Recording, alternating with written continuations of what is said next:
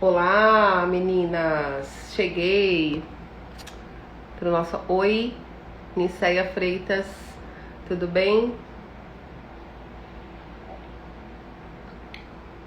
Olá, Beth, como vai? Olá, pessoal que tá entrando aí na nossa live. E hoje o tema é quentíssimo, né? Conjugalidade. Conjugalidade é um tema que acho que interessa a todas nós, né? Fico pensando o quanto as outras mulheres podem estar aí passando por problemas de conjugalidade nessa quarentena. Na verdade, passar a gente sempre passa, né? Oi, Melen, tudo bem? Oi, Vilma, oi, Luciana, oi, Rosângela. Olá, meninas, que bom. Fiquem aqui, porque hoje o tema tá quentíssimo. Conjugalidade na quarentena. Oi, Adriana, tudo bem? Clau. Oi, Rita. Josi, Cristiana, Tatiane. Oi, meninas. Que bom tê-las por aqui. Corações para vocês também. Fiquem aí, não saiam daí, que em instantes eu já vou chamar a doutora Margarete Volpe, que é especialista há mais de 30 anos em conjugalidade. Certamente ela vai ajudar a gente, né? Oi, Virgínia, tudo bem? Oi, Gisley, como vai? Oi, Simone, tudo bem, Simone? Beijo pra você. Oi, Morique, Rejane. Olá, pessoal, que bom tê-los por aí. E continuem aí, porque hoje a nossa live, ela tá com o tema conjugalidade, né? Acho que é um tema quentíssimo para todos nós falar, bater um papo. Oi, tudo bem? Gisley Alves. Beijo pra você. Oi, Adriana, que acabou de entrar. Que bacana vocês por aqui. Daqui a pouco eu já vou chamar a doutora Margarete Volpe, super especialista em conjugalidade. Lucilene tá sempre por aqui. Oi, Luana. Olha, a doutora Margarete já tá por aqui, daqui a pouco eu vou chamá-la. Oi, Marta. Hoje eu atendi uma cliente, Marta, será que é você que me mandou joia? Oi, Mara, tudo bem? Bom, hoje a gente tá com um tema aí que uma hora vai ser pouco pra gente se falar, né? Que é o tema da conjugalidade. Sabe que eu separei até uma frase aqui que eu li, que eu achei, uma frase incrível pra essa fase. Não deu pra decorar, não. Ah, não foi você, Marta? Mas de qualquer forma, beijo, bem-vinda aqui à nossa live. Não deu pra decorar porque ela era uma frase bem complexa. Olha só, com a pandemia, é como se os amores líquidos, afeitos aí à aparência, tivessem que retornar novamente para a solidez. Eu acho que é uma frase para se pensar muito, né? O quanto que as relações aí de aparência, agora nessa fase de quarentena, de isolamento social, precisam aí de solidez para se manter, para passar pelos conflitos. Olá, beijo. Oi, Elisângela, que bom vocês por aqui. E hoje a gente vai falar das relações dos casais, da dificuldade que a gente tem encontrado. Oi, tudo bem? Oi, Elisângela. Oi, Délvia. Oi, Gisele. Vou esperar só mais um pessoalzinho entrar. Vou ir preparando aqui para chamar. Oi, Zeda, tudo bem? Vou preparar aqui para chamar a doutora para falar com a gente. Ver se ela já tá por aqui. Daqui a pouco eu vou chamá-la pra gente aproveitar essa live. E a gente tem uma preocupação muito grande, né, com as nossas clientes nessa fase. O quanto... Oi, Gisele, tudo bem? O quanto que elas precisam de cuidado, de atenção, de acolhimento, né? As estatísticas até demonstram que aumentou muito a quantidade de divórcios, separações, violências domiciliares. Então tudo isso com a quarentena se intensificou muito, né? E às vezes em casa a gente não tem um conteúdo, a gente não tem um apoio, a gente não tem uma segurança, a gente se depara com conflitos do passado, né? A gente se depara com brigas familiares, com problemas com filhos.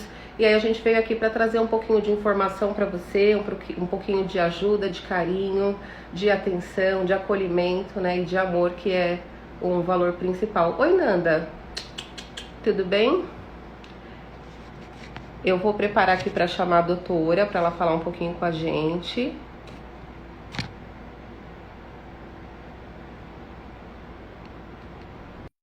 A gente ganha tempo. Então, hoje a Market Shop tem essa preocupação, né, de levar esse acolhimento para as nossas clientes, e a gente acredita que essas mulheres precisam sim de um apoio, de uma ajuda, às vezes de uma terapia, de um atendimento, para passar aí de uma forma mais tranquila, para poder compartilhar um pouquinho das dúvidas delas, para compartilhar aquilo que elas vêm sentindo nessa fase aí de quarentena. Oi, doutora, se tiver aí, vê se você consegue aceitar meu convite. Ai, Lucilene, você já tá gostando? Sabe que eu também estava ansiosa aqui, né, pensando, ai meu Deus, o que a gente vai falar nessa live? Porque eu, assim como vocês, também tenho passado uma fase onde a gente tem mais proximidade com os nossos cônjuges, né? Onde a gente fica mais tempo em casa, onde a gente divide mais, a gente está mais estressado, mais sensível, e nada como a gente se unir, bater um papo, trocar ideias, levar carinho, levar informação. Então, eu também estou gostando aí dessa live. Oi, doutora, vou mandar novamente para você, tá bom? Vamos ver se eu consigo agora.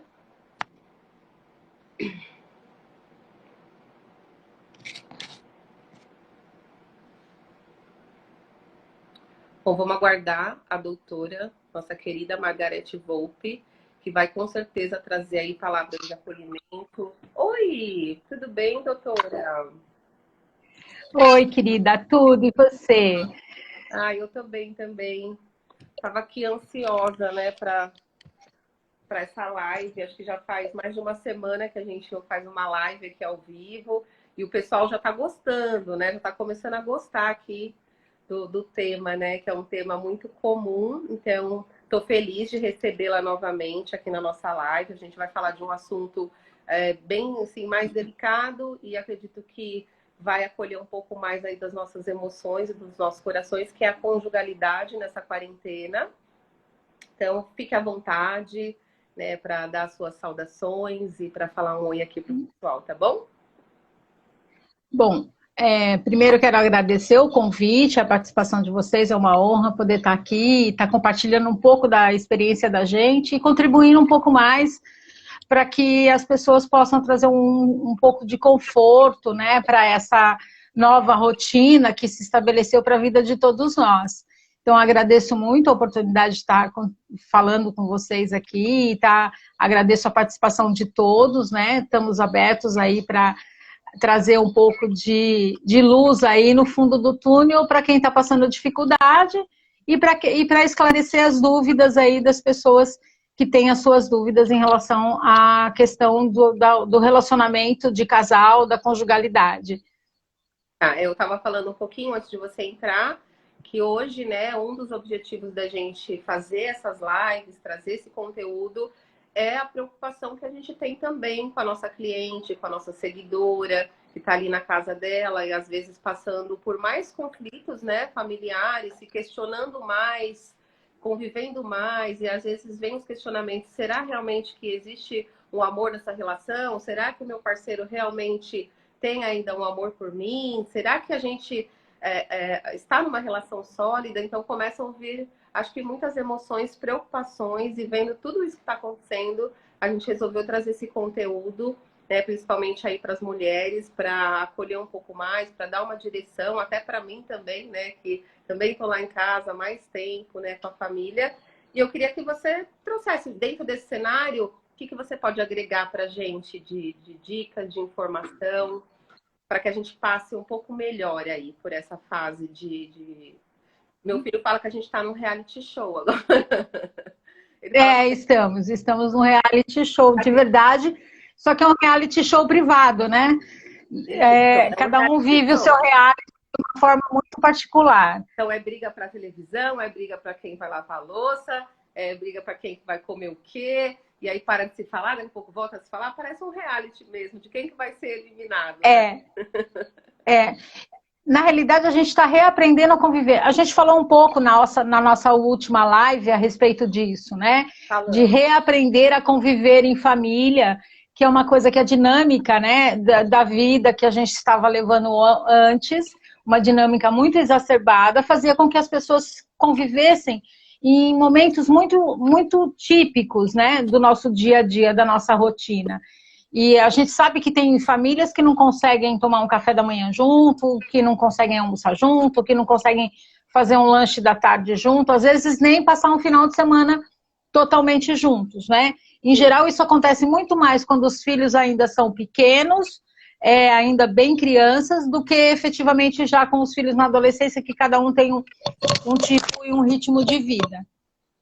Então, os casais acabam tendo um nível de convivência familiar menor. Mas hoje, né, o nosso tema está muito mais focado na questão da vida conjugal, da vida a dois. Eu digo que, assim, todo o mote, né, de como uma família vai se estruturar, ele se baseia em como é a relação do casal. Se o casal tem uma relação harmônica, se o casal consegue manter um diálogo, uma comunicação transparente, todo o restante da família tende a seguir o mesmo ritmo, o mesmo tom.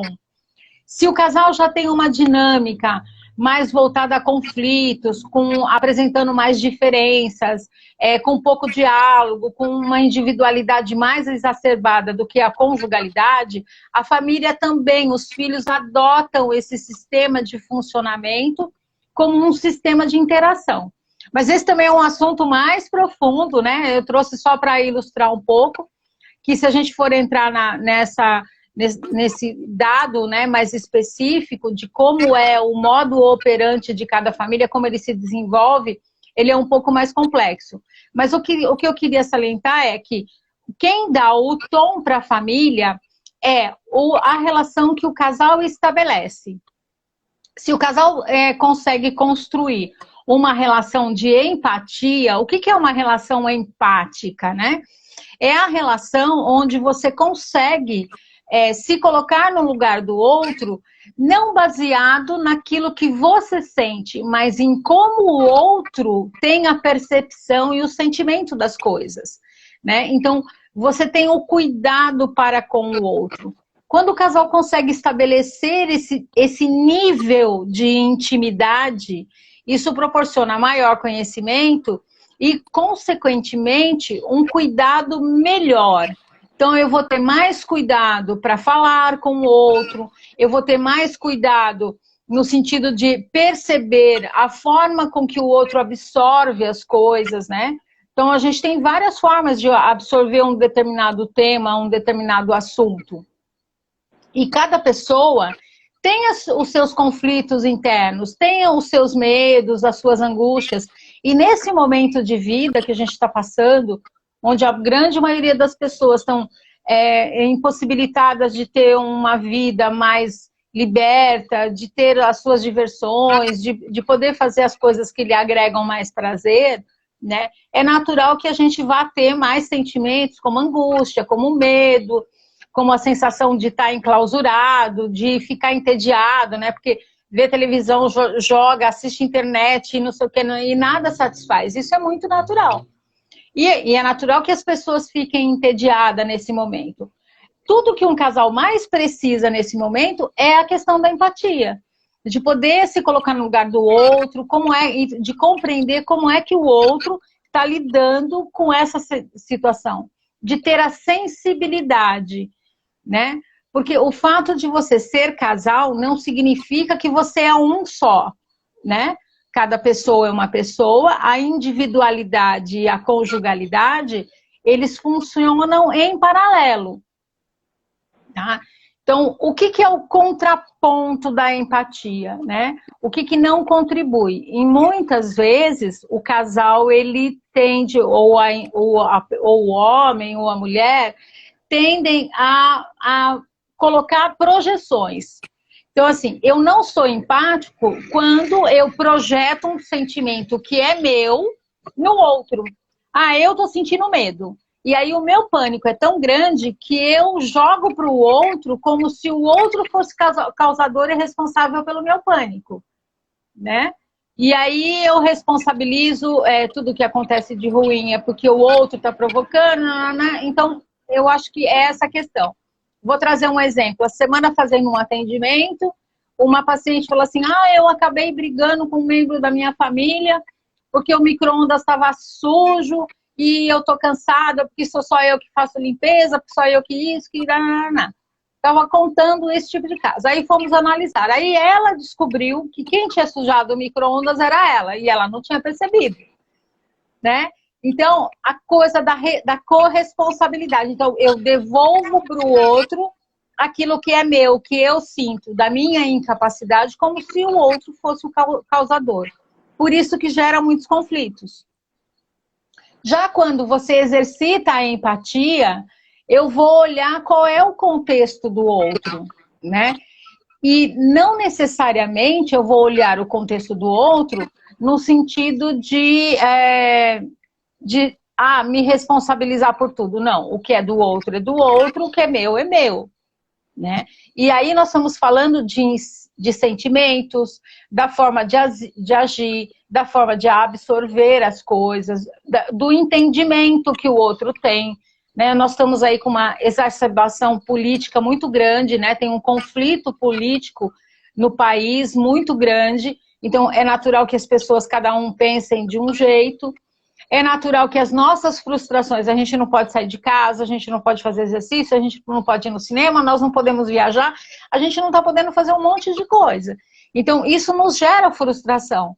A tendência de passar esse sentimento de raiva para uma outra situação de conflito é a projeção. Então, eu projeto na questão política tudo aquilo que está insatisfeito para mim. Esse é um ponto. Eu estou usando isso como um exemplo, né? Então, a empatia nesse momento, né, somado a outras coisas, como nós dissemos, que tem a ver com a questão da educação, a questão de eu preciso olhar para o outro como um cuidado, é alguém que é essencial no meu ciclo familiar, é um membro da minha família, é o meu cônjuge, é a minha esposa. Então, ter esse cuidado é extremamente importante. Eu costumo dar para os casais, né, como lidar, né, como que eu fico no meio termo, né, entre a empatia e a projeção. Tem um exercício que eu passo para os casais no consultório, que eu chamo de depoimento de 24 horas. E como eu disse anteriormente, né, ele começa na individualidade, ele começa com você. Então, tem uma determinada situação, vamos lá, usar esse exemplo do micro-ondas, né? Então, como eu me sinto em perceber que alguém vai e deixa um prato sujo dentro da pia e não lava a louça, como você estava falando no começo, né? Então, como eu me sinto? Eu me sinto desvalorizada, eu sinto que as pessoas não colaboram, tal. Tudo isso é julgamento. Qual é o sentimento que isso me causa? Eu preciso identificar o sentimento. O sentimento é que as pessoas acham, ou o sentimento que eu estou aqui para servir, eu também quero o meu tempo, eu também quero ter alguém cuidando de mim, eu não me sinto cuidada, só eu que cuido, um exemplo. Então eu vou chegar para minha família e vou falar, ou vou chegar para o meu parceiro e vou falar, olha, é o seguinte, quando eu não tenho a colaboração, quando todo mundo não participa da tarefa de casa, tal, eu me sinto desvalorizada, eu sinto que eu não tenho vez nessa casa, que eu não posso ter um tempo para mim, que eu não posso ter um tempo para descansar e tal. Então, esse é o depoimento de 24 horas. A outra pessoa vai ouvir isso como um depoimento, não é um elemento para gerar uma discussão ou para gerar uma DR na relação. É só para o outro tomar conhecimento de qual é o efeito da ação, da atitude, do comportamento na outra pessoa.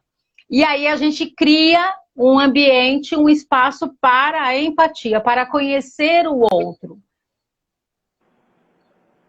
Não sei se eu fui clara, Rosângela. Foi clara. E aí você estava falando aqui, eu estava meio hipnotizada aqui escutando você falar, e acredito que quem está acompanhando a gente também pode, né, ter sentido ou não a mesma coisa, porque a gente vai pegando esses exemplos das coisas que vem acontecendo, eu tô vendo o pessoal escrever aqui, né, nossa, a pior coisa que acontece, e acho que o pior ainda é quando um lado, às vezes, tenta usar da empatia, né, tomar cuidado com as projeções, mas às vezes tem uma mulher ali assistindo a gente, uma cliente, uma seguidora, e aí o outro lado, às vezes, não tem essa empatia, não tem essa preocupação da projeção. Então, como é muito individual, imagino o quanto que, mesmo a gente fazendo a nossa parte, ainda assim, às vezes, não funcione, não é?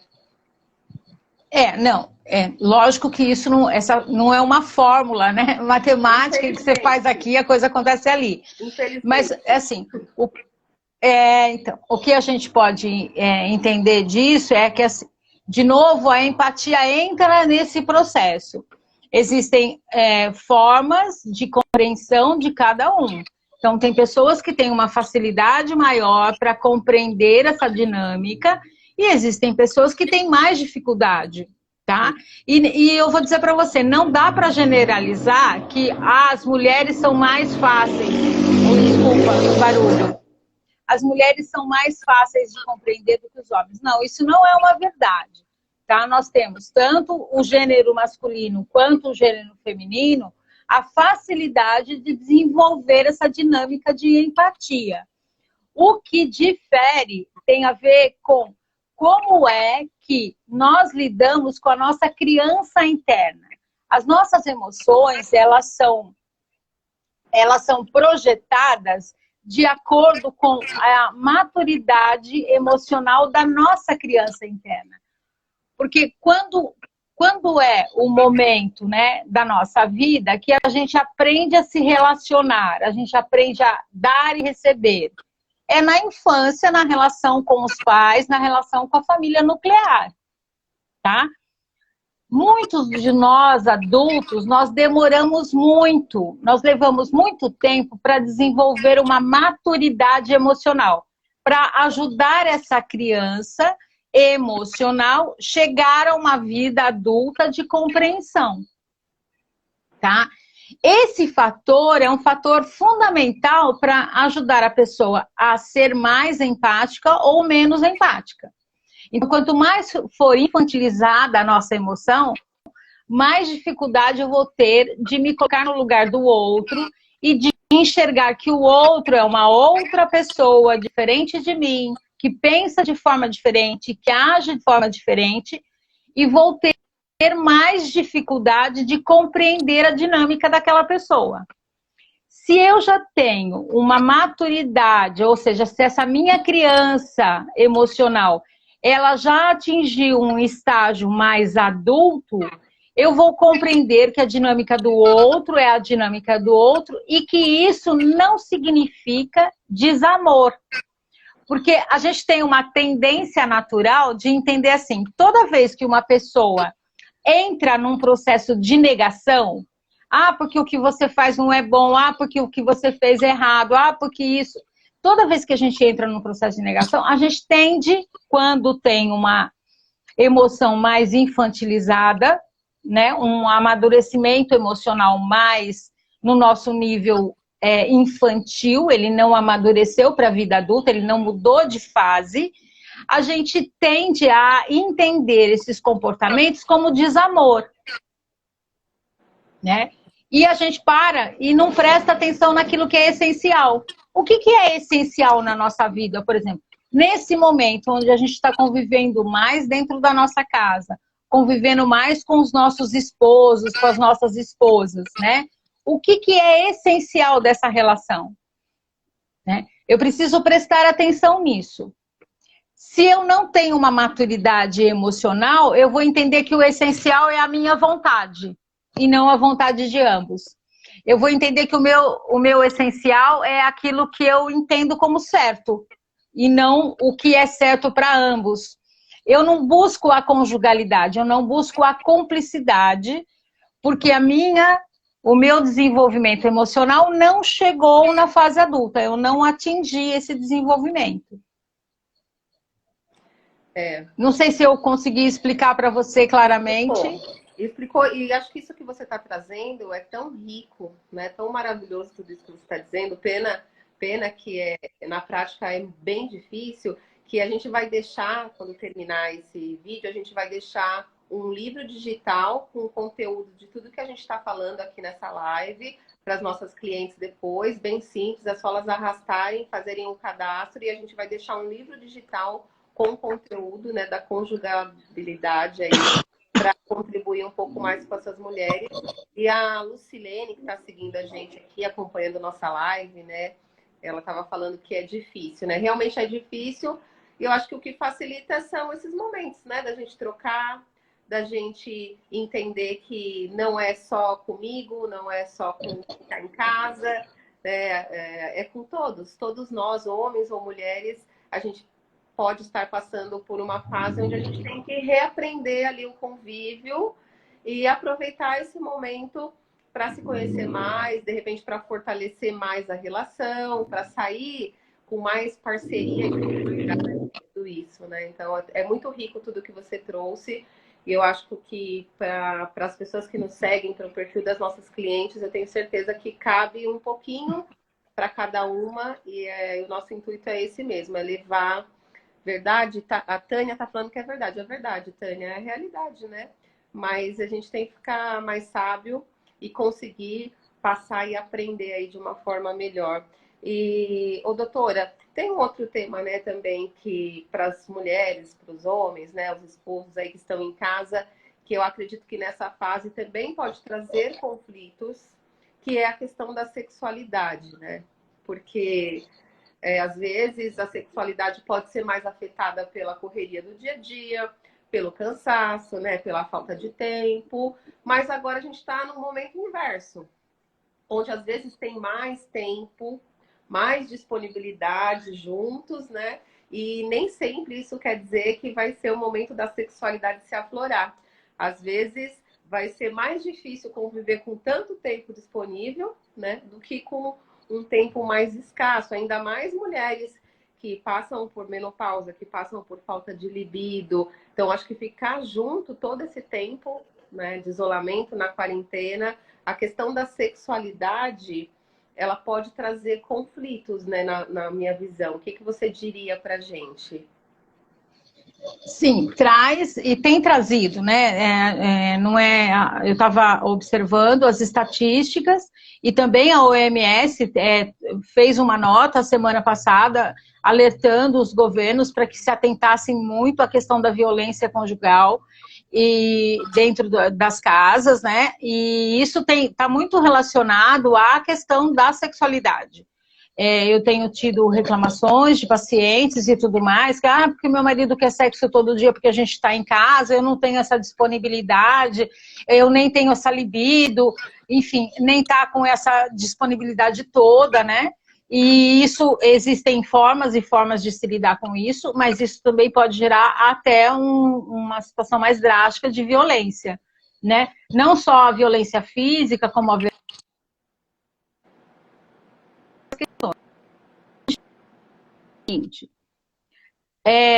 por conta de toda uma questão cultural e de formação e tudo mais, os casais estão muito mais preparados e habituados a fazer o sexo, a exercitar o sexo, do que falar sobre ele.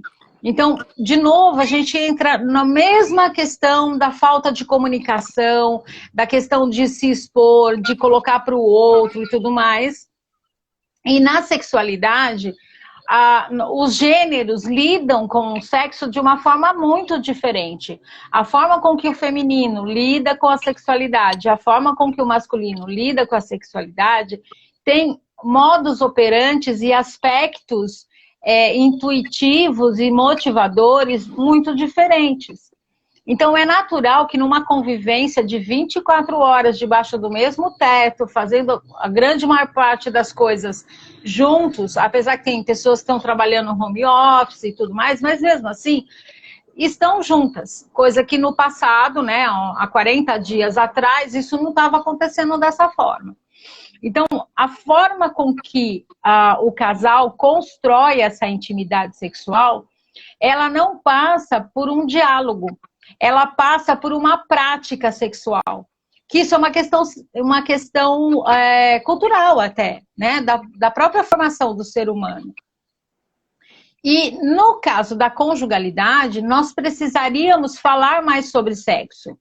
Para chegar nesse aspecto, a individualidade faz uma diferença.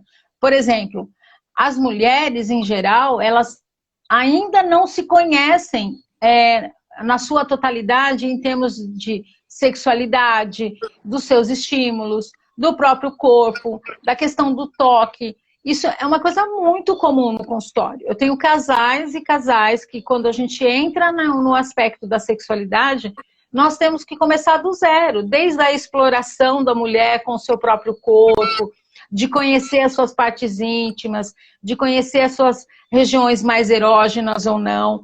E a gente tem exercícios para os casais fazerem isso e aprenderem isso junto, né? O homem, ele tem um estímulo muito mais visual e de fantasia do que a mulher.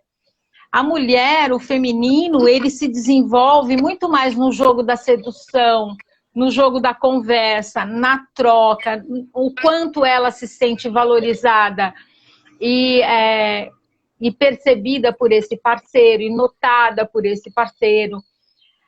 O homem, ele se estimula pela visão. E a mulher se estimula sexualmente muito mais pela audição, né? Então, são estímulos fundamentais para a valoração da atividade sexual. Quando o casal não conversa sobre isso, né?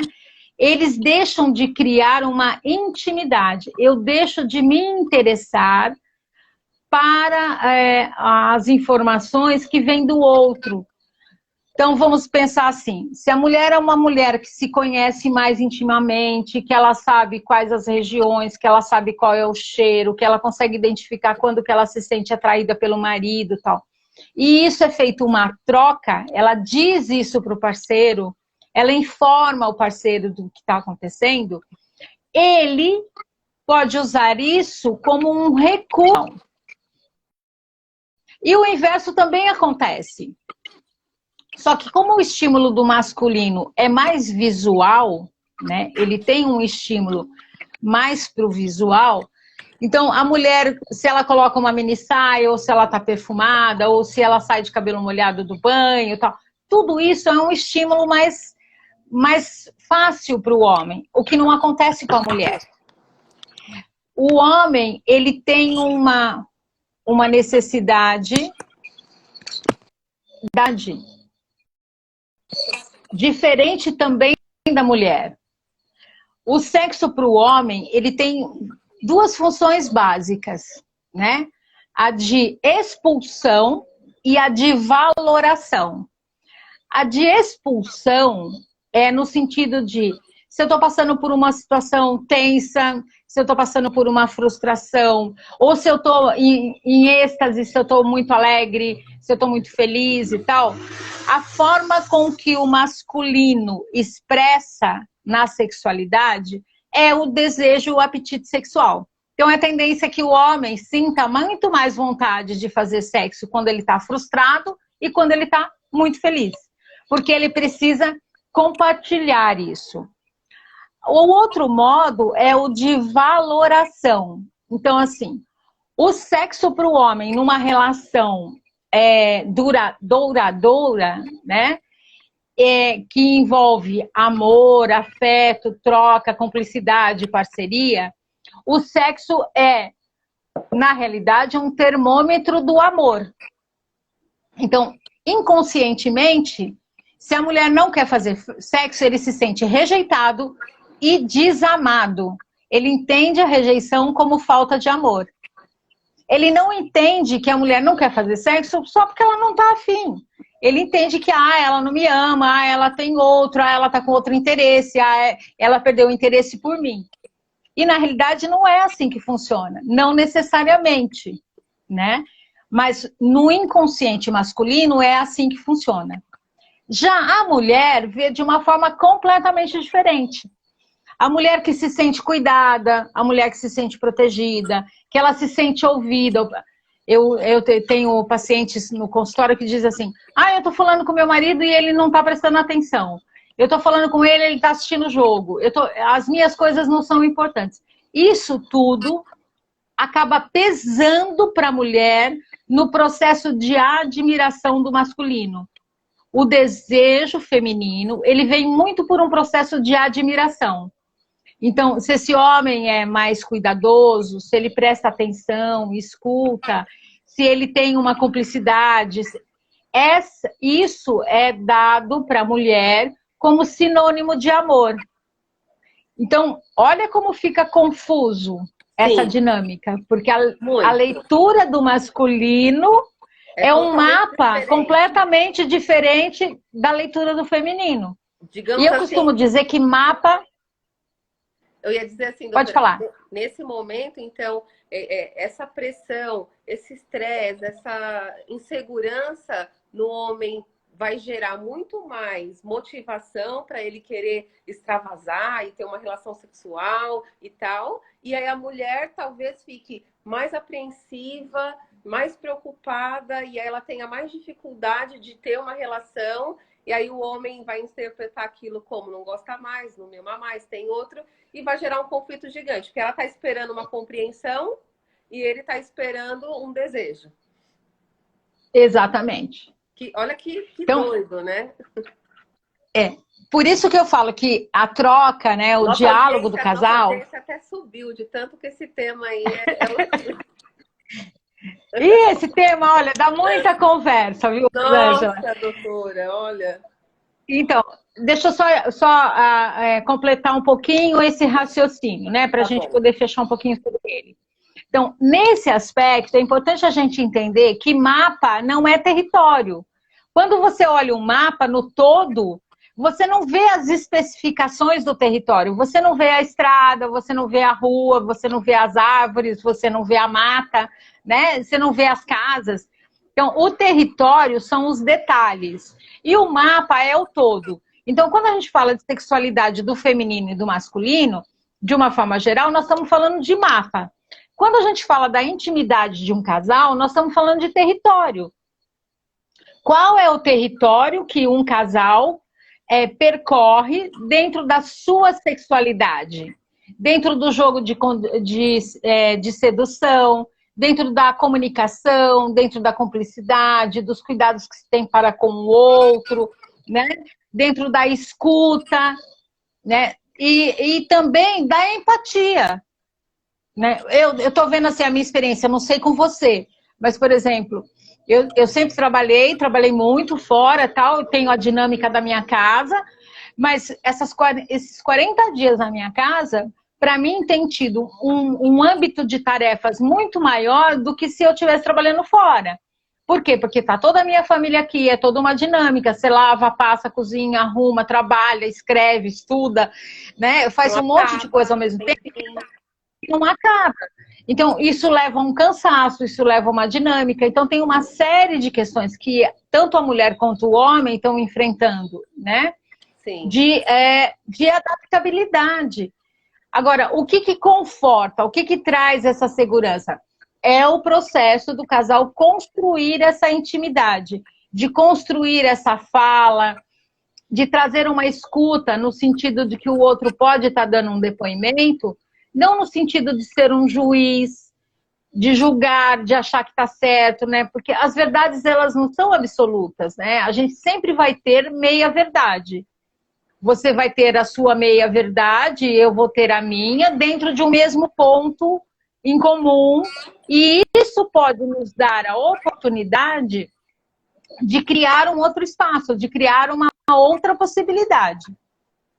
Né? Na sexualidade, o lúdico, por exemplo, a brincadeira, deixar a criança interna vir à tona, né? E fazer as brincadeiras, e tem uma situação que está muito tensa, então vamos brincar um pouco, e trazer um pouco de piada, e do toque, e enfim, eu costumo dizer para os casais que isso é muito importante, você quebrar um pouco a rigidez da rotina, né? o sexo não necessariamente tem que levar a um ato sexual, né? Por que eu estou dizendo isso? Por exemplo, para as mulheres que estão na menopausa, que hoje enfrentam, né, algumas fazem reposição hormonal, outras não podem fazer, enfim, outras não querem fazer, mas de qualquer forma, a mudança no corpo da mulher e na libido, no desejo sexual, é muito significativo. Por quê? Muitas mulheres têm ressecamento, muitas mulheres têm uma baixa mesmo de apetite sexual. Elas precisam de mais motivadores, né? Até porque, muitas vezes, a própria relação acaba se tornando uma relação desconfortável por conta de ressecamento, por conta de falta de libido. E a mulher que está na menopausa, ela pode se sentir culpada, inclusive, né? Puxa, olha, eu não tô... Eu tenho vontade do sexo, mas não consigo. Né? Se o parceiro é um parceiro que consegue acolher essa dificuldade do feminino, eles, junto com ela, eles vão conseguir criar formas e gerar um lúdico, uma brincadeira, onde essa sexualidade vai poder ser exercida. Mas isso tem que ser através da conversa. Isso tem que ser através da troca de como funciona o território e não um mapa. Ah, minha mulher está na menopausa, ela não quer mais saber de sexo. Não, isso é mapa. O território é outra coisa. É o detalhe. Você sabe que tem homens, né? Depois que veio essa quarentena, né? Já fazem mais de 40 dias, não é mais nem quarentena, né? A gente tem recebido muitos contatos de homens, maridos, que inclusive eles mesmos conversam com as nossas consultoras buscando uma ajuda para a esposa. E a gente até fala que eu queria um marido assim, a gente fala aqui, né? Eu queria que meu marido fosse assim, porque é tão bonito de ver, né, o marido ligar aqui e falar que a esposa está passando por essa fase, o que a gente tem aqui para ajudá-la, né? Que tipo de reposição, principalmente no ponto da libido, que é para o homem, né? Para o homem ali, o da libido é o que mais afeta para ele.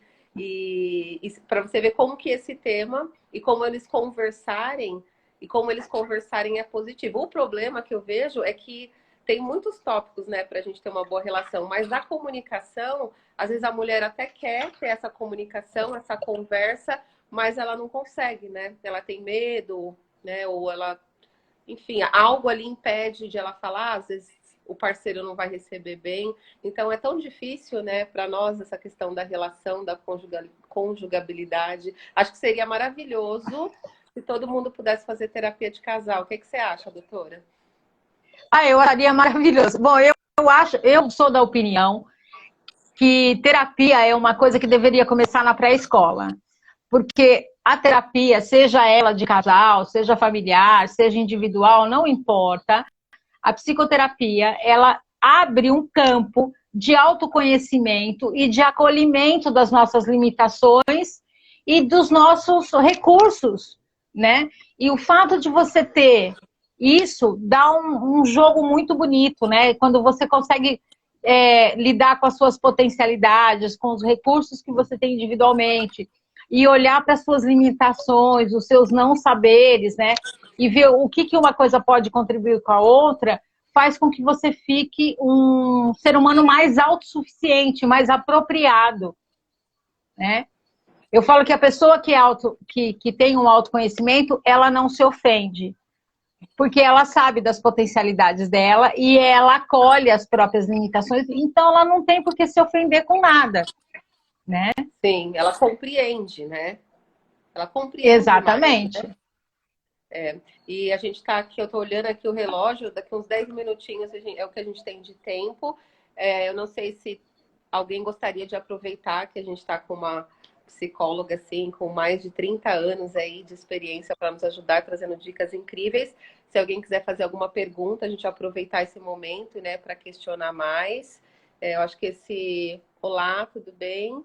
Eu acho que esse momento esse tema da sexualidade foi o que mais gerou aqui para as pessoas joias, corações. Ai, como é difícil, estou passando por isso. Né? Então, acho que é um tema que deve ter muito ao que falar. E se você quiser aproveitar para falar um pouquinho mais sobre isso, antes da gente encerrar, né? Pelo menos assim, como que a gente dá um primeiro passo para uma comunicação sobre a sexualidade em casa? Como que aquela esposa que está lá em casa agora, como que ela dá um primeiro passo para sentar e conversar com o marido dela e tentar levar para ele essa visão de que o sexo não é simplesmente, né, transar, que está muito além disso? O que que você diria? Eu acho que a primeira coisa, a gente tem que começar a se autorizar, né? No sentido de desmistificar o sexo como uma obrigatoriedade do casamento, da relação a dois. A partir do momento que o sexo se torna obrigatoriedade, ele perde o sentido, né? Ele é uma função espontânea, intimista e instintiva.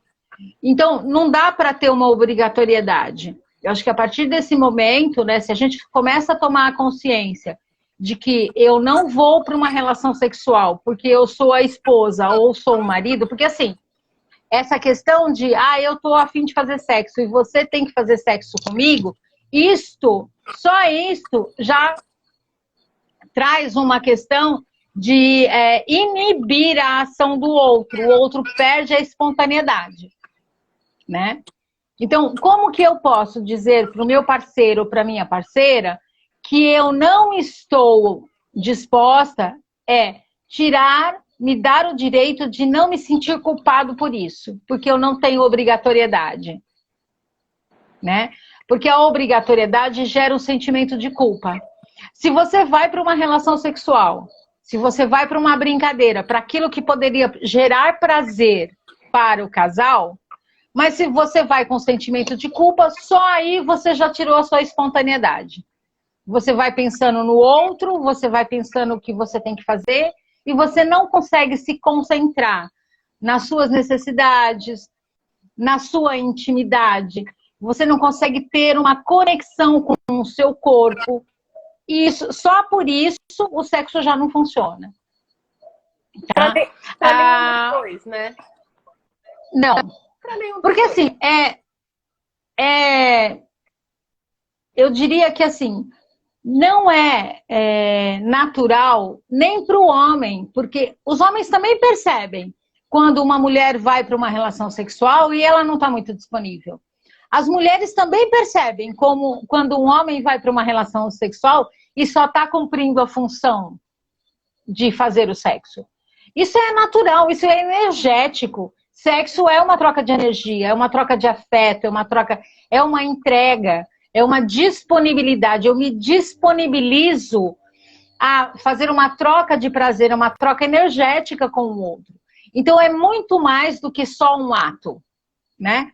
Eu estava vendo uma pesquisa, nessa quarentena, né, a gente teve um aumento muito grande, uma pesquisa que foi feita aqui no Brasil, através de ligações telefônicas para as famílias, tal, e essa pesquisa alertou que 45% da atividade sexual tem sido na quarentena através da masturbação. Isso é problema? Não, não é problema. Tanto homens quanto mulheres podem praticar a masturbação como um ato de alívio, como um ato biológico, que não tem a ver com a sexualidade a dois, que é um prazer próprio, que é intimista, que tem a ver com a própria intimidade e a construção do próprio território sexual. Então, é saudável a masturbação? Sim, ela é saudável, né? Mesmo na quarentena, ou mesmo fora disso, numa rotina diária, e não precisa se sentir culpada. Existem mulheres que se sentem culpadas porque elas se masturbam. E existem homens que se sentem culpados porque se masturbam, porque tem uma relação de lealdade. Se eu tiver que ter um prazer sexual, eu tenho que ter com a minha mulher. Não necessariamente. Percebe? Então, gerar essa liberdade para falar sobre o sexo, para praticar o sexo individualmente, para praticar conjugalmente a dois, isso é tranquilo, né? Pode ser tranquilo. Então, começar a se autorizar. Então, respondendo agora a sua pergunta, se a mulher ou o homem se autorizar a uma busca, né, de qualidade de vida sexual, você vai ter um canal para poder conversar com o outro a respeito de sexo. Sempre através do depoimento. Como é que eu me sinto quando o meu parceiro ou a minha parceira vem me cobrar sobre sexo? O que eu sinto? Eu me sinto pressionada. Então tá, eu vou dizer para o meu parceiro que eu me sinto pressionada, que eu me sinto culpada. Olha, quando você me cobra que você quer sexo, eu me sinto culpada. Talvez eu não me sentisse culpada se eu também tivesse a oportunidade e o espaço para eu poder sentir vontade. Se a nossa relação pudesse ser construída de uma outra forma. Então, trazer uma comunicação nesse sentido. Mas a gente também tem que lembrar o seguinte, existem relações e relações, diálogos e diálogos. Existem casais que têm dificuldade, existem pessoas que têm dificuldade de compreensão disso. Muitas vezes a pessoa acaba sendo ríspida, ou um pouco mais grosseira, ou exercendo uma violência psicológica e tal. Então, nós precisamos tomar cuidado, porque não é porque eu estou dizendo aqui que eu vou chegar para minha esposa, que é muito nervosa, ou para o meu marido, que é muito nervoso, e vou falando e correndo o risco, né, de sofrer uma violência. Eu preciso também saber medir qual é o território que eu estou pisando, para saber como é que eu construo isso. A gente pode começar pedindo para ele assistir essa live, que eu acho que já vai ser um canal para facilitar a comunicação. A gente fala assim, ó, assiste a live e depois a gente vai conversar. E, doutora, olha, tá maravilhoso, maravilhoso o nosso bate-papo. A sua entrega foi, assim, divina. Eu sou muito grata pela entrega que você fez para nós, para as nossas seguidoras, para as nossas clientes, futuras clientes. Então, o nosso objetivo é estar aqui, é levar essa informação, o apoio, o cuidado, a saúde, né, o bem-estar. Esse é o nosso maior valor, principalmente nesse momento. E para a gente não ser derrubada aqui sem se despedir do pessoal, eu quero agradecer imensamente tudo que você trouxe para a gente. Foi realmente maravilhoso. Lembrando que a gente vai deixar lá no nosso Stories com todo esse conteúdo, com o livro digital, que quando terminar... a Lucilene aqui já falou que vai mandar o marido dela assistir.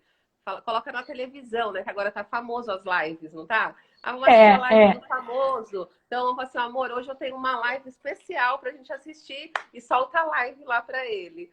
Então, é verdade. Isso ajuda bastante. Vai ajudar. Depois aí eles sentam e conversam, né? A gente vai colocar um livro digital com esse conteúdo para as nossas clientes, para contribuir com elas. Então, adorei muito, muito obrigada. Quero mandar um beijo para todo mundo que acompanhou a gente aqui durante a live, que mandou beijos, comentários. E fique à vontade aí também para se despedir do pessoal, doutora. Bom, eu quero agradecer a todos que estão participando, agradecer mais uma vez a oportunidade de estar aqui conversando com vocês todos. Muito obrigada, é um prazer. Se quiser, pode me chamar para outros temas, estou aqui à disposição. E pessoas que tiverem dúvida, depois que lerem o e-book e tudo mais, a Rosângela vai deixar aí meus canais de contato, podem me escrever ou me mandar um WhatsApp, não tem problema nenhum, eu vou ter o maior prazer em responder. Tá ótimo. Muito obrigada por hoje. Um beijo, se cuida e com certeza aí até a próxima. Tchau, pessoal. Até, tchau. Beijo, Lucilene, que participou aqui. Tchau.